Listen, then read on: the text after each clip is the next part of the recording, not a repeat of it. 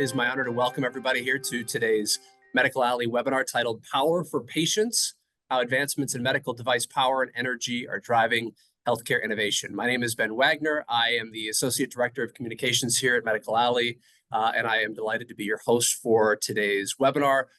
First of all, what a great day to hold an event indoors. If you're with us, coming to us from Minnesota today, the temperature is a balmy -10 with a wind chill of -35.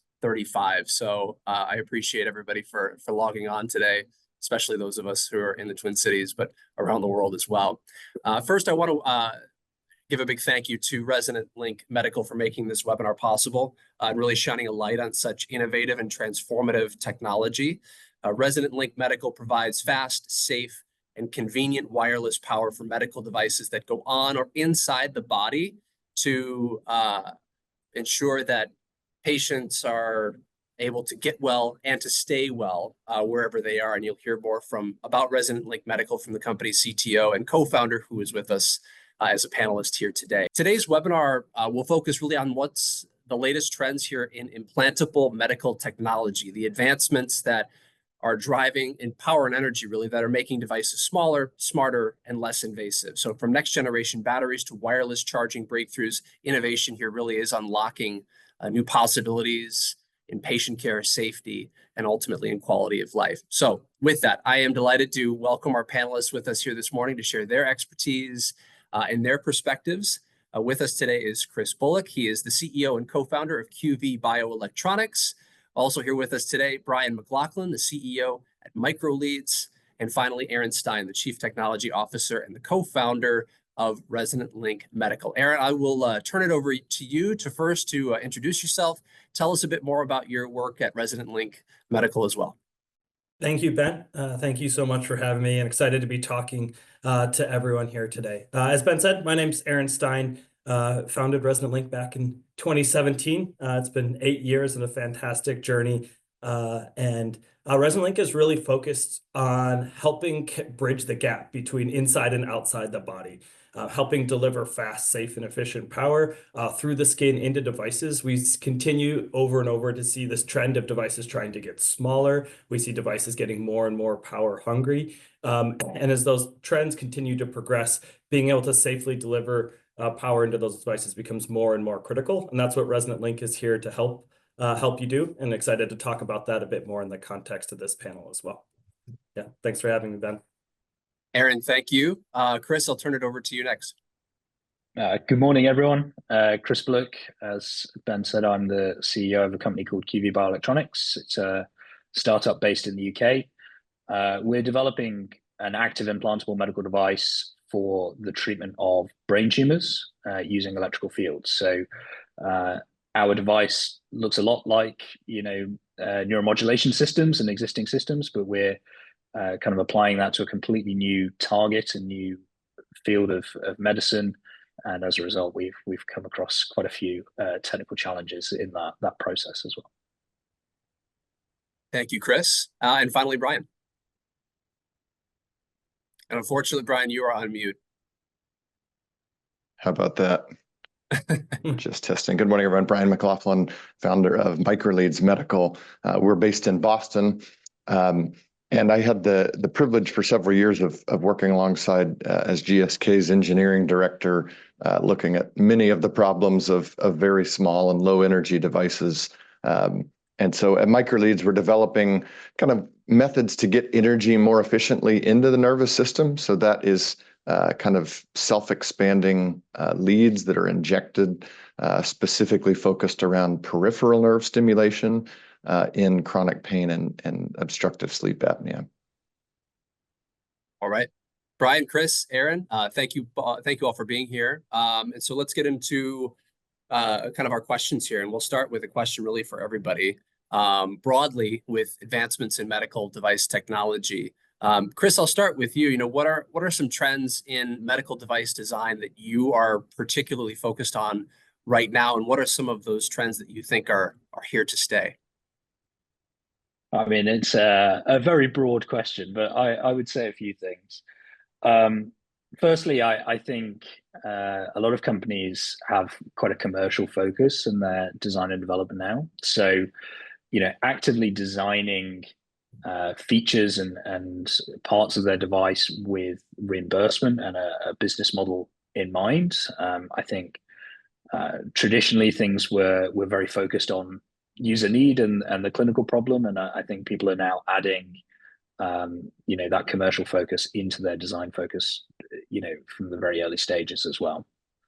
And kind of tied to that, a lot of the biggest players have been starting to cut back on some of their R&D. I think that the focus on new product development is shifting more and more to small companies and startups. And as venture-backed startups, we're always operating with a potential exit in mind. And in medical devices, most commonly that's through acquisition.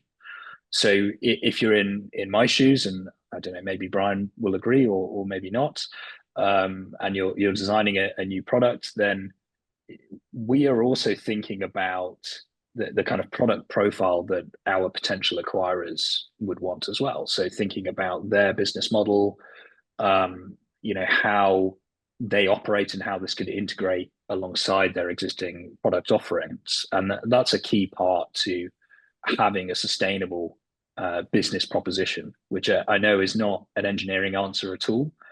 So I will give you a science one as well that isn't just about money. I think more and more medical devices are becoming smart in some way.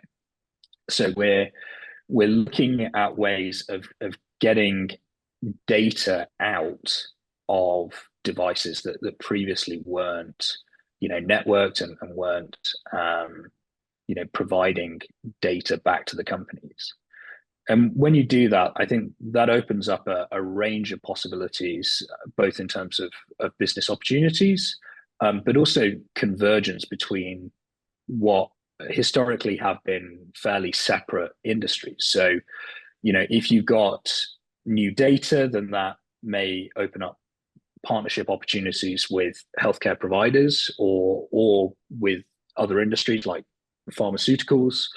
And generally medical devices and all medical technology, I think, are gradually merging together to make a more holistic ecosystem. Ryan, anything you would add to that? What sort of are the trends that you're particularly focused on right now? Yeah, so I agree with the strong need for any early device to really align well with both your own commercial strategy, but potential kind of early acquisition, and sort of a next generation device that maybe has features that current PMA or 510K products may not have. So everybody talks a lot about closed loop devices, and in Neurostim, that typically there's been probably two devices. One was NeuroPace for seizure detection, and then kind of trying to abort a seizure.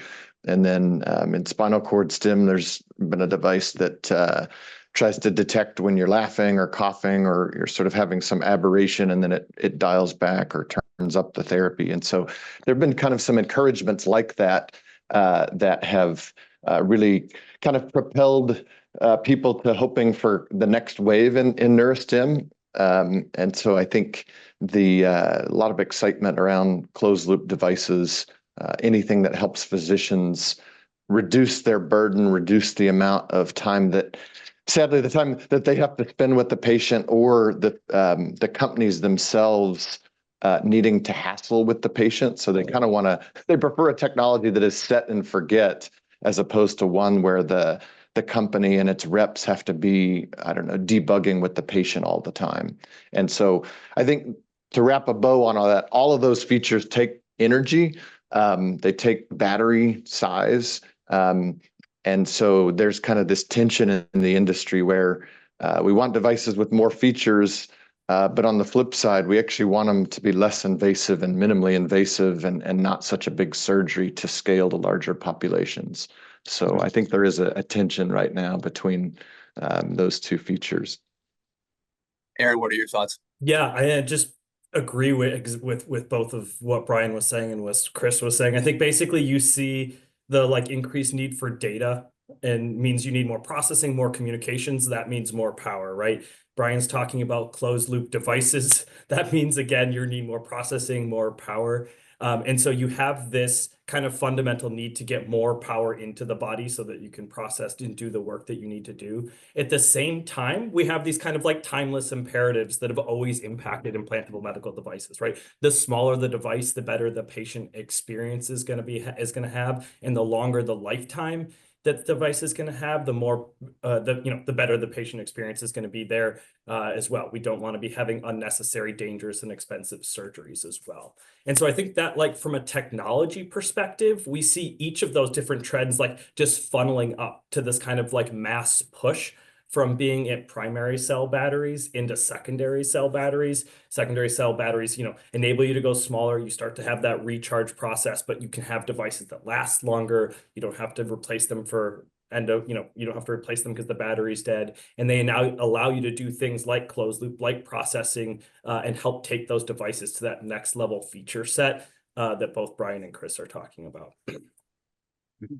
Brian, I'll come back to you kind of with this next question. Really, what kind of conversations are you having with clinicians who are recommending and implanting these devices? Like, what specifically are the end users asking for today from these devices? No, that's a great question. My colleagues and I have done pretty deep dives across, as I mentioned, peripheral nerve pain, so like knee pain, shoulder pain. We've done a lot of work in sleep apnea as well, around what is needed there. And I think I mentioned or touched on one of them briefly, and that is, I've had a physician say one time that we're still in kind of the MySpace websites when everybody else in the world moved on to Instagram. And so a lot of the devices that we have, I think fundamentally are too large. And so there's kind of a scalability issue with, getting more than, say, 20,000 implants of a peripheral nerve stimulator per year, right? Whereas cardiac kind of moved on, neuromod is still relatively small in the number of procedures per year. And so everybody tends to view invasiveness as something that is kind of an obstacle for patients. So that would be one area. The other one I touched on briefly, and that is physicians kind of want to do a procedure and be done and not have a huge maintenance burden. And so if you make a product or there are some no diss on wirelessly powered devices, but there are some out there right now that you have to wear kind of a knee brace 24/7. And then if the coupling isn't very good, the patients just get frustrated and they give up. And at the end of a trial, they report that, the therapy didn't work very well. Well, they probably weren't using it all the time because of the kind of frustrations. And so a lot of physicians have really started to push back on maybe what I would call inconvenient therapies that put a burden on the patient that, I don't know, mitigates them wanting to use it effectively. Chris, are you seeing kind of a similar frustration in your conversations with clinicians? Yes and no, and apologies that my automatic lights have just gone off there, but hopefully everyone can still see me. So I would say in neuro-oncology, we have horrific clinical outcomes. So what feedback do I get from our surgeons and oncologists that we go and speak to? I mean, first and foremost, they want a treatment that works. And we have that as our context. But putting that to one side, I agree with almost everything that Brian has just said. Perhaps that's not the best for a panel discussion. A bit of contention usually makes for a more interesting conversation. But ease of use of medical devices, I think, is really important. Just in almost any healthcare intervention, compliance with the treatment has an enormous impact on how effective it's going to be. And as Brian has been rightly saying, if you've got devices that are cumbersome, require a lot of intervention, both from the patients and physicians, patients having to travel into hospital very regularly different changes of settings and so on, then it just limits the willingness of patients to comply with those treatment regimes, and that has an enormous impact, probably more so than almost any other factor on how effective interventions often are. So if as designers we can find ways of making systems more user-friendly, reducing those contact points, as Brian's talking about, then it does make a big difference in terms of the end effect, which everyone wants is better healthcare outcomes. And Aaron, we've kind of set the foundation for this conversation here with some of the trends and problems that clinicians are seeing, and obviously power and energy are major factors in how medical devices are designed. I wonder if you could share a bit more about what's possible with newer medical device power and battery technology.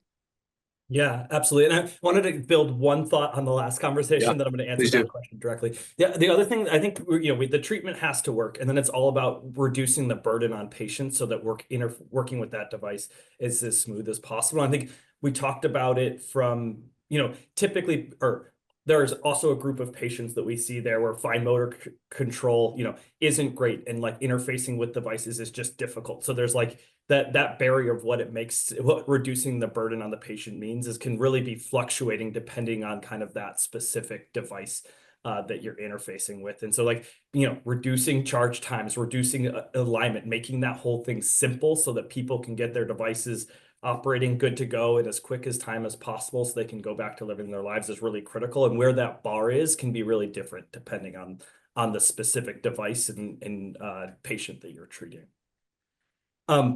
Sorry for taking a step back there, Ben.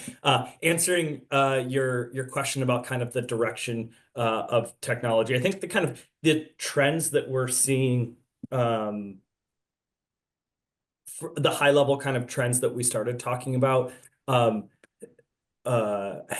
been kind of pushing the field in a particular direction. So I think as devices get smaller, they get more power hungry. We're seeing this push to secondary cell. As we get to secondary cell, that charge experience and reducing that patient burden becomes really, really quick, really important. And so that means there's a push for having fast charge times and flexible alignments so that you can get patients on with their day and you don't have to be finicky with that particular device. In order to make that come to fruition, you really need two critical things to be happening. One is that we are going with smaller batteries, but we always have talked about historically energy density as being a critical aspect of a battery spec. I think we're increasingly seeing C rate, or how fast you're able to safely charge that battery while maintaining a good cycle life, is increasingly become important. And I think we've seen many of the different battery suppliers are taking steps to continue to push the bounds on what's achievable for C rate, because that's what enables us to do things like 20-30-minute recharge times and reduce that patient burden. At the same time, that has to get paired with things like high performance charging. And so the demand for higher power charging devices to help recharge those batteries and power the communication and other aspects that we talked about as being increasing that power burden is also a trend that we've seen as well. So I think both of those things working in concert is helping lift up us up towards the next generation of implantable devices.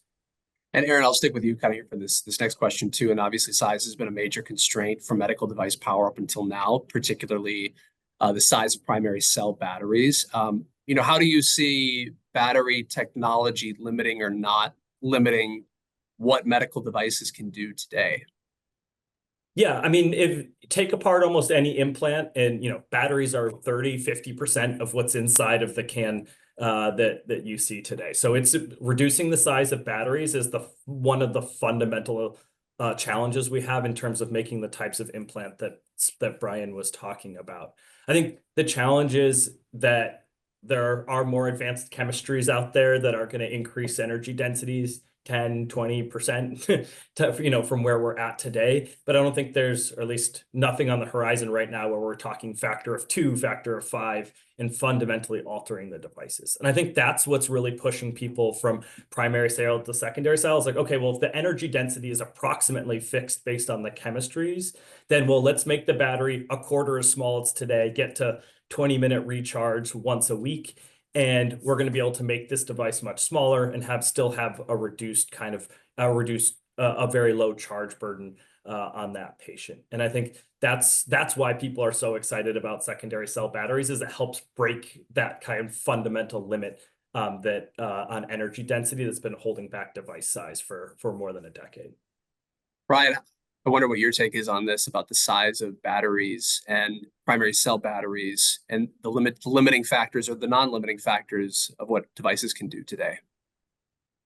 Yeah, I mean, the battery market and the size per unit time, and this may be controversial, but usually it's about 10% per year in battery volume reduction. And I would say medical device, implantable device batteries, because of their safety, tend to lag behind a little bit, maybe where, I don't know, drone charging batteries and other things might be. So we kind of catch technologies a bit later because they have to go through so much more rigor. So batteries tend to dominate implant size. Antennas, you can't really reduce their size effectively. So there's kind of some long poles in the tent that push you to try to reduce other things like header size and ASICs to reduce your circuit size. The problem gets harder, and you begin to have to kind of squeeze on everything to get your implant size down. One of the areas that we have focused on a lot is actually in the business end of every implant. So I would argue that neuromodulation is about the most inefficient therapy that's ever been developed in terms of like getting energy into the nervous system. So I don't know a good example of this, but if you're trying to find, I don't know, the locker room in a stadium, what you really need is probably a flashlight to kind of find the thing. But instead, we turn the whole stadium lights on to try to basically find the therapy. And so it's kind of an inefficient system. And what I mean by that is, every injectable, maybe with the exception of deep brain stimulation, we put a device in, it stimulates like a big, glow ball, and therapy kind of goes indiscriminately every which direction. And so you lose probably 70% of that off target, somewhere you don't want it and somewhere that it's not doing any good. And that's where we've spent a lot of time kind of trying to provide the energy efficiency that, say, a nerve cuff does in, say, vagus nerve stimulation, but where you can deliver that basically non-surgically and get sort of that 180-degree coupling where you save at least half the energy that a traditional nerve stimulator would apply. So we're trying to save it kind of at the business end where you don't lose it, where therapy is delivered, and then also that affords you some flexibility to just cut your battery size down significantly, et cetera. Precision, I imagine, is key. Chris, you're developing a novel device. I'm curious, how do you go about determining how much power specific therapies need? Kind of touching off of Brian's last point, especially when it's new or next generation therapy. Yeah, great question. And the answer is it's not easy, and it's not a linear process. In our case, we're translating a new form of treatment. We've got it working in the lab, and now we're in the process of moving that forwards into patients. So how did we go about that? Well, firstly, we've spent years developing the therapy and the effective stimulation regime to get this working in the lab. And we've built computational models of exactly how the energy is being delivered in our cancer models.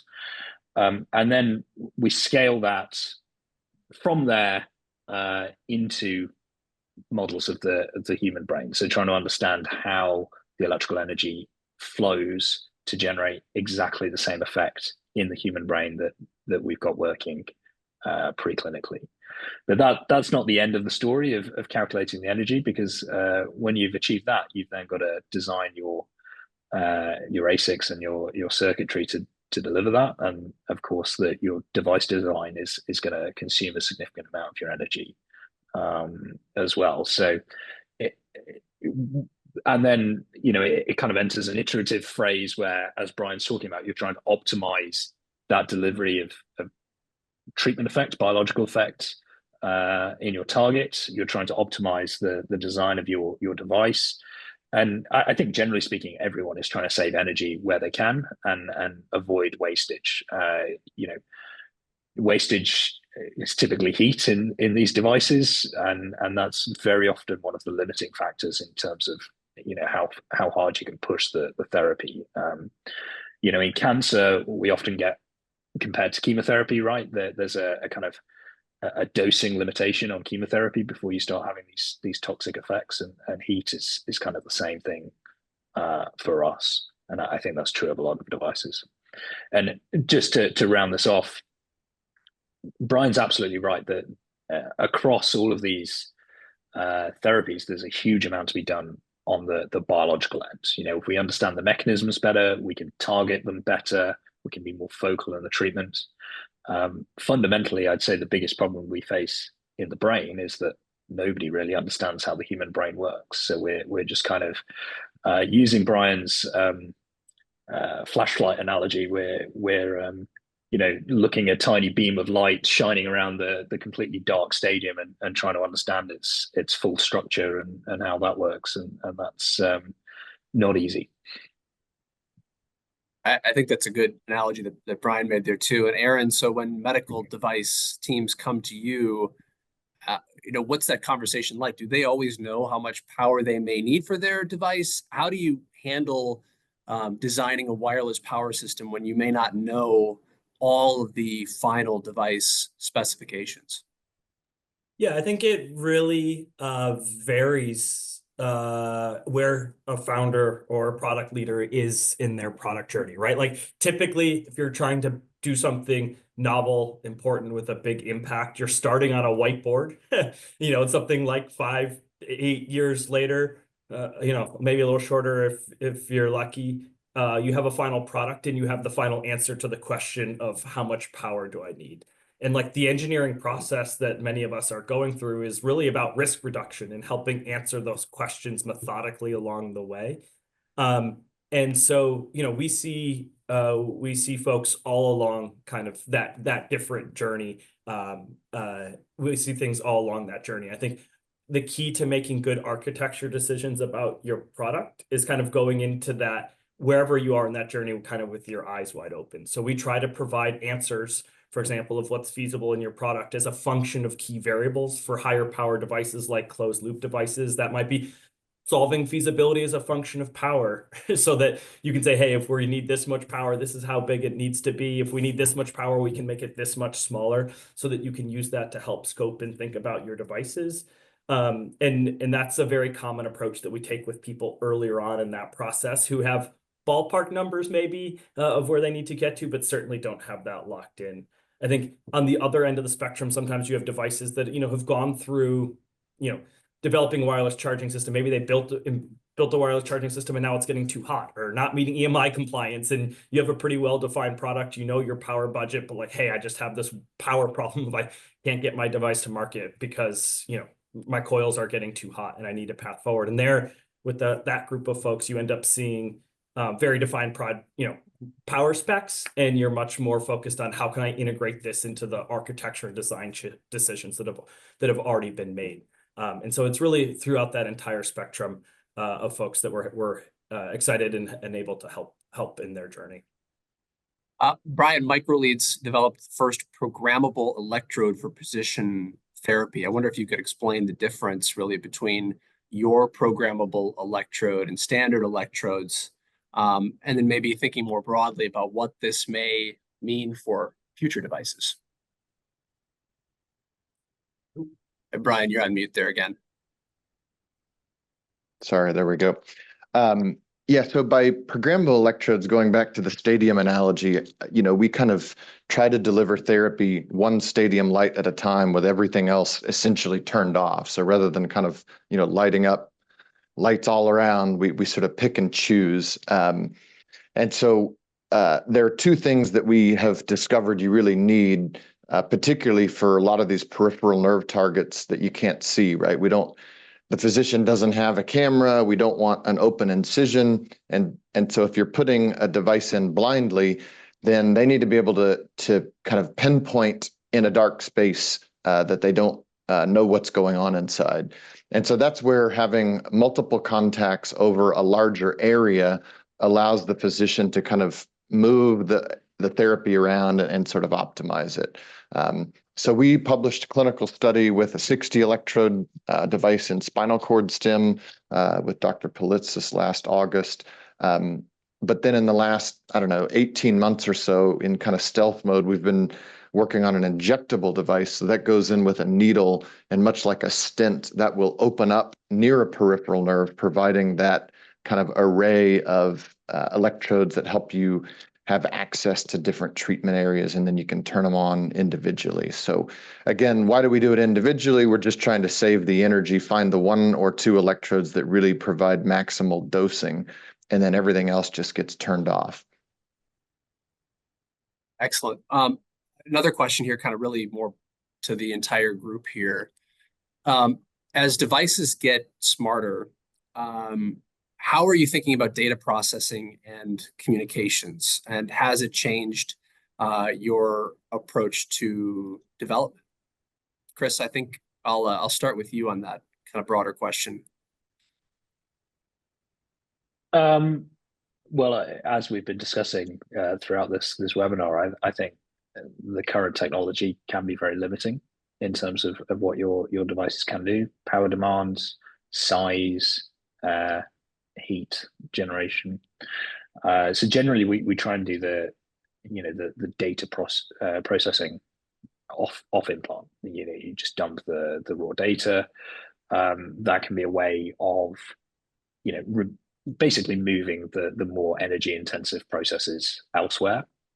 But in so doing, you do kind of limit that ability to do kind of really smart closed loop treatments. So it is a design choice that is based on current hardware, but Brian very eloquently set out all the benefits of truly closed loop treatment earlier.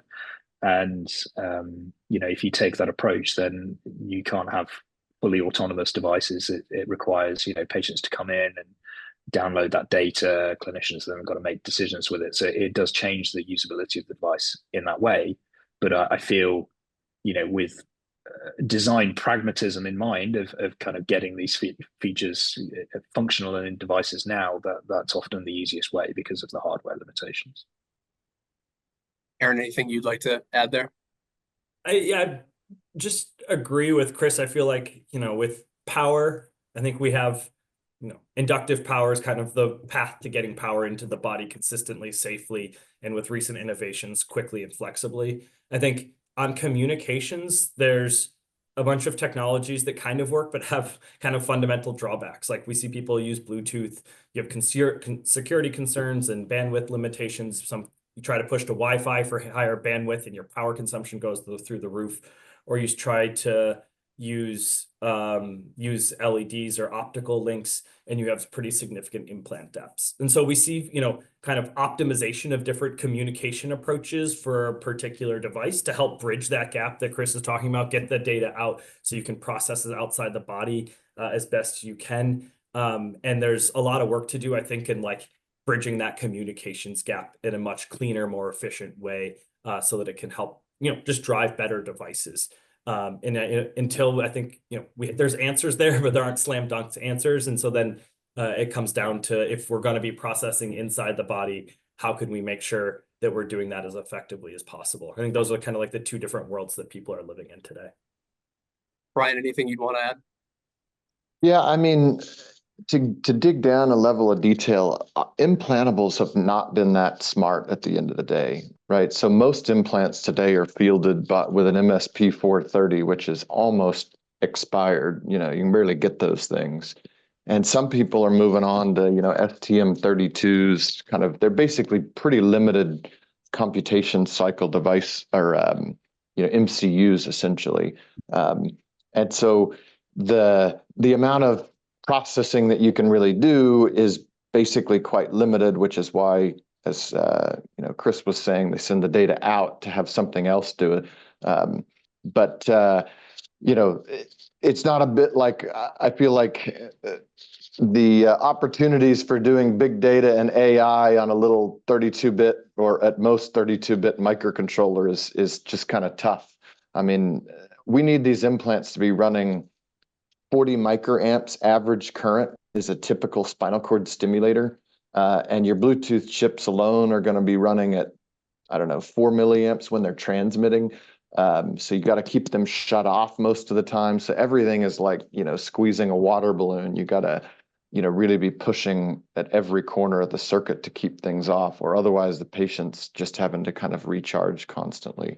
One of the things, though, that it seems kind of incremental, but the cardiac world has a little, alarm clock that sits beside your bed. And when you're asleep at night, it's dumping little bits of data, and then the alarm clock sends it off to the cloud, and then there's some physician monitoring that happens. And so that we're starting to see as a new wave for neurostim. So a couple companies are kind of getting to that, where you can either remotely call the data and just look at it. And there's only one company that I know of that can like remotely program the device. So if you're on vacation and I don't know, the device therapy isn't working, you could technically go to a call center and then, try to basically access the device and reprogram it. So those are a few of the trends, but they all take power, and we're just not in a good corner of the world for big data processing and power. Chris, I wanted to follow up to this question with you, and specifically your device designed to slow the growth of cancer tumors, specifically for glioblastoma. And like with ultrasound, you actually use electricity as part of the therapy, not just for power. I wonder if you could elaborate a bit on how that works and why this could be helpful for difficult to treat neuro-oncology indications. Yeah, thank you. Well, we are using an established mechanism of action for treating these cancers. So there is an existing product on the market that has quite compelling clinical data supporting the survival benefit from this approach. But a little bit like we've been talking about earlier, that product is external to the body, has some limitations in terms of patient compliance that can impact the end effect of the treatment. So what we're doing is developing a surgical implant that's more usable, and we believe will improve the end efficacy of the treatment in that approach. So in terms of exactly how it works, essentially we deliver high amplitude, intermediate frequency electrical fields, and when you deliver fields in this kind of range, you have this direct anti-mitotic effect. So you literally interfere with the process of cancer cells pulling themselves apart from each other. And because these cancer cells are genetically programmed for infinite division, as soon as you stop them from doing what they want to do, which is this division process, you actually end up pushing them into what's called apoptosis or cellular suicide. So it's a way of killing the cancer cells non-ablatively, so it's non-harmful to the healthy brain tissue that doesn't go through these same dividing processes. But to deliver this effectively from an implant, our challenge really is about power. We have a high power application compared to most neuromodulation devices. The amplitude is higher, and we also have a lot of channels. We're trying to generate this effect over quite a large area. It's precisely the opposite of Brian's kind of laser guided missile approach. It's more of a kind of B-52 carpet bomb of the area where these cancers are. But that's what we need to do to generate this effect over a big area, and I think have a really meaningful impact in survival for these patients. I really appreciate the imagery, by the way, of the analogies that are being provided. Maybe I shouldn't have gone down the military analogy for healthcare. I mean, we're in the business of saving lives, not taking them. But anyway, effective nonetheless. Yeah, Chris, thank you. Aaron, question next is for you. You know, what are some, I wonder if you have any specific examples of a new kind of device that is enabled by better wireless power and battery technology that maybe wasn't previously possible. You know, more broadly thinking, like, what are you excited about in this space? Yeah, I think there's kind of two classes of device that I think, you know, next generation wireless power is having a big impact on. I think one is the kind of ultra miniaturized devices that are doing monitoring inside the body. So we see smart stents, we see devices that are doing blood pressure monitoring. And the fundamental challenge there is that they're really deeply implanted. They need a small amount of power, but they're very far away from where those transmitters are coming. And so, you know, being able to push to up to 10 centimeters of implant depth with some of the farthest chargers that Resonant Link has built has really enabled kind of that new class of small monitoring devices that help get ahead of, you know, where issues get information to clinicians when patients are having issues and when they're at high risk. And I think that's a really exciting development. I think the other one that Brian touched on is just closed loop neurostim. You know, I think that's kind of the future in terms of providing more targeted therapies for patients so that it can help solve the challenge at hand and nothing more. And so, you know, those are more power hungry applications. And so having faster charging so that charge burden, as we talked about early on, is really low, is a big place that we're seeing fast charging and new wireless charging technologies have a big impact on the next generation of devices. I've got one more question really here for our panel, and just a you know, good time to remind everybody who is listening in to start putting some of those questions into that Q&A function at the bottom of your screen. We've got a couple that have already come in, and we'll make sure we get that to our panelists here in just a moment. But to kind of close out the moderated part of this discussion really is, you know, one of the benefits of recharging devices are longer lasting, which might change the business model for some devices and affect reimbursement. I wonder if this group could elaborate maybe on how you see this evolving. Brian, I wonder if I could start with you on that. Yeah, a couple thoughts as it applies to reimbursement. You know, there was, at least in pain treatments today, there were pre-1976 RF powered devices. And so a lot of companies, when they go to market, they can get a 510(k) clearance. And so they immediately go to a battery-free kind of wirelessly powered device because they can cite, you know, earlier devices. And so, you know, that has provided a rapid market access approach. And to come back to your question on reimbursement, those have been around for probably more than a decade at this point, the sort of Gen 2s or Gen 3s of those. And it's been, I think those devices have really struggled in pain stimulation to get a very crisp and a clear reimbursement for a number of reasons. Some of it's efficacy, some of it is those sorts of issues. And so there has kind of emerged where you get paid better, at least in the US, for a battery an implant that contains a battery. The payment is stronger for any number of reasons. And so, you know, it's kind of a trade-off of, do you want to get to market faster? Do you want to take a longer, you know, more of a PMA path to get your device approved, but then basically get paid better per procedure? And so, I don't know, it's a big deal when physicians have a hard time getting paid. They're not wanting to put your device in. So it's kind of this complicated area is your go-to-market strategy of basically making it easy for the physicians to actually get paid. So I do think that devices that last longer, whether it's, I would say longer between charges perhaps, is sort of a key thing that's emerging where there's just less patient burden, less physician burden. And then maybe one quick comment, you know, some of the companies don't like necessarily to have a device last 20 years as opposed to, say, 8 years, because technology moves on. A patient wants the latest and greatest, or they want Bluetooth to connect it to their phone instead of having to use some custom remote. So a lot of people don't want something that lasts forever.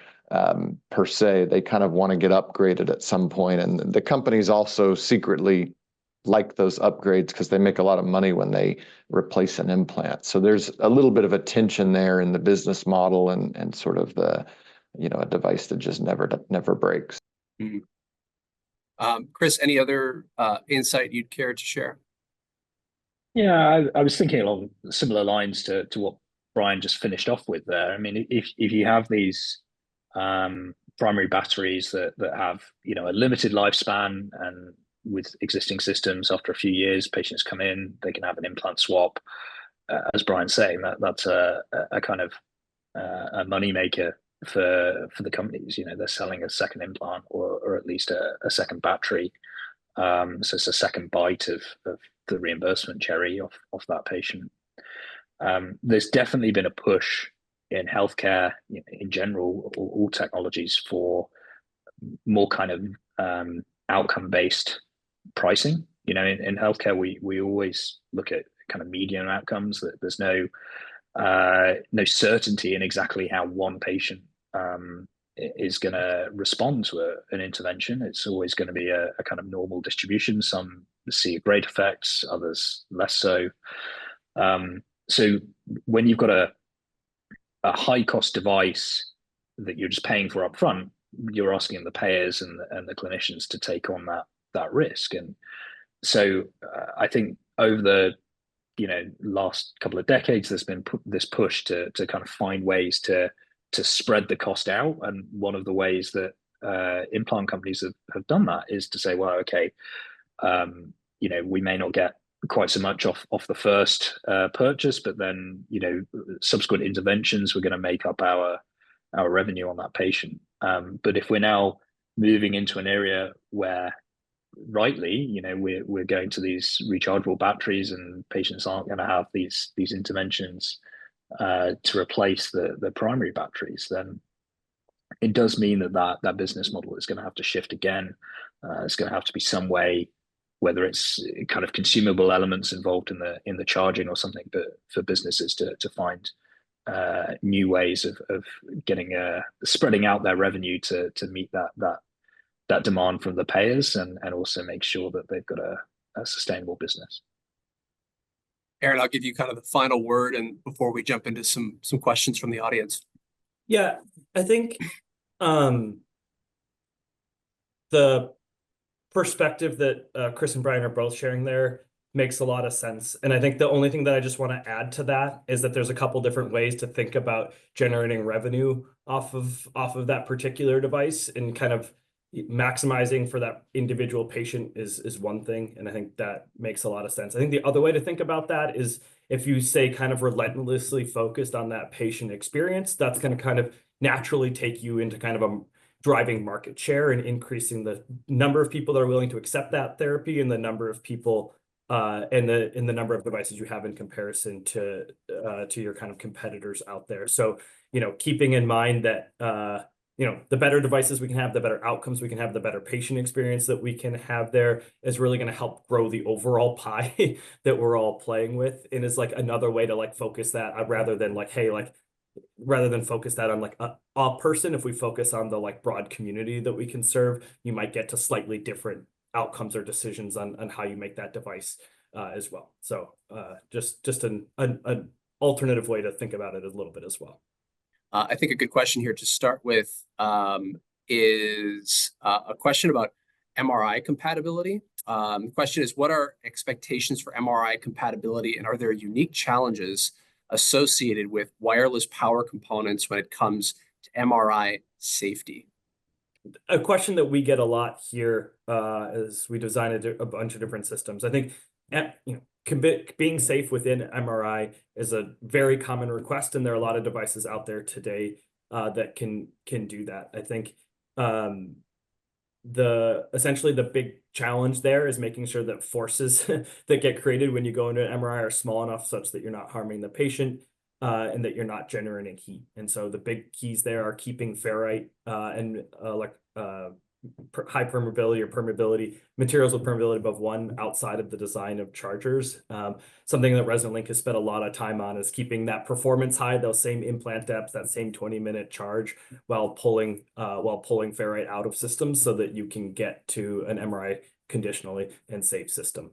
So that's absolutely a direction the field's going, and something that we see exists there today with the chargers that Resonant Link is delivering, and others as well. The kind of needle seems to be moving for us as well at the moment. So I think that there's devices on the market now that are conditional to 1.5 Tesla MRI. All the major hospitals around the world are busy upgrading their machines to 3 and even 7 Tesla machines, and just because they get clearer images, but it makes our jobs as designers a lot harder as well. So it's a moving landscape. Yeah, I mean, a lot of it comes down to the length of the lead, right? So the delivery system is basically a large antenna, and whether you're at 3T, 1.5T, or 7T, it tends to like that length, and so power basically goes out into the tissue on the electrode itself, and that's usually where all the tissue injury happens. And so companies have taken different approaches to try and, kind of reduce that. But at the end of the day, for startups and whatnot, it's an expensive process to go. You may have a device that's compliant or conditional, but to go get that labeling, you have to go run a pretty expensive battery of tests that can take some time and, $500,000 or $1 million, and then you go back and reapply for labeling. But I think unequivocally, as all the other device companies have matured, a patient looks at a device and says, hey, if this is a large implant, but I can get an MRI in my knee if I have problems later, they might choose that as opposed to something that's the latest and greatest that isn't MRI compatible. And so it sort of sets the bar a little higher for market entry on a new device. Another question here, Michelle, very complimentary of our panelists here today. Michelle, thank you for the question here too. She asks, and forgive my lack of knowledge here, so feel free to jump in. She asks, what about PEMF? That's pulsed electromagnetic fields. It's another therapy for brain tumors that has seen some clinical studies, some interesting data. It's a slightly different modality to ours. In my view, the clinical data for it isn't anywhere near as strong, and I worry about the kind of off-target effects, because that's a therapy that's potentially damaging of healthy tissues if it's not better targeted. Another question here too, kind of gets to more of a workforce question. Is what are the most sought after skill sets for talent in your teams? USB, Bluetooth, embedded engineers, firmware engineers, software, AI, etc. What have been the hardest skill sets to find? Hardware designers are hard to find. We're blessed that we have one of those and a firmware designer. But I don't know, in a small team, it's different than a bigger team where I think specific people wear a lot of hats. You might have a firmware guy that needs to write some code to talk to an iPad app or something like that. And so I think the challenges are different in a small team than a larger team. But yeah, as people focus more on, we get 40 resumes, somebody with computational background or data science for every one hardware. I think it's just there's been a shift in what's available. Within the hardware space, power electronics, embedded firmware, those types of things are niche areas, but places where there's a relatively large talent pool that exists today that serves kind of some of our broader trends, even outside of implantables, like electrification of vehicles and things like that. I think one of the big places that Resonant Link has had to work hard at is, on the power magnetics side of things. It's a really important in many of the design of different systems, and just a place that there isn't a large pool of candidates out there that are working. You can take wire, wrap it into a circle, and build a coil in 2 minutes, but building one that is going to deliver fast recharges, safe for patients, makes sense in the context of your rest of your system is a fundamental different challenge that there's just not a lot of people in the world that are out there and ready to solve. We are just about at time here, and I want to go kind of around the horn kind of one last time with some parting thoughts. What's your lasting message to our attendees? And we'll go Brian, then Chris, and then to Aaron. I think my thought is, if you deliver energy into the nervous system poorly, then you can never really get it back. So you need it to be effective, not off target. And if you wasted your battery to start with, then you've kind of wasted that energy and that off-target effect. And so we really believe that you've got to nail it at the point of delivery and then work back from the system to miniaturize everything.